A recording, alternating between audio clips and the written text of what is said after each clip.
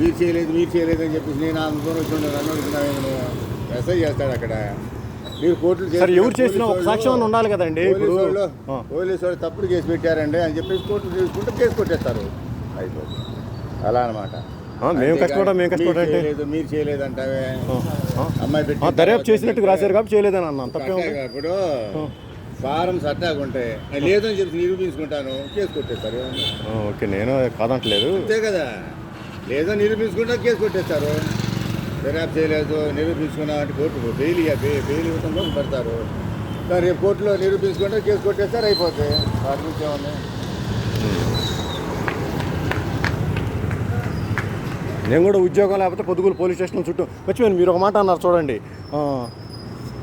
Police స్టేషన్కి రావట్లేదు అని అంటున్నారు. పోలీస్ స్టేషన్కి శ్మశానానికి నిన్నేదో పోలీస్ స్టేషన్కి రావాలి, మీరే రావాలి, మేము వస్తున్నాం అన్నారు. అదే ఈ విషయంలో మీరు రావాలి, అసలు నేనే వస్తున్నాను అన్నారు.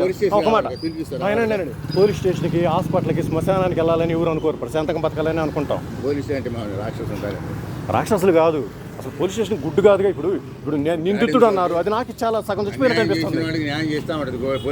అట్ట కాదు, ఇప్పుడు నేను అంటగా శ్మశానం వేరు, శ్మశానం వచ్చింది. సరే, ఈ 498 కేసే ఉంటుంది, ఇంకో అవసరం వచ్చింది నీకు పోలీస్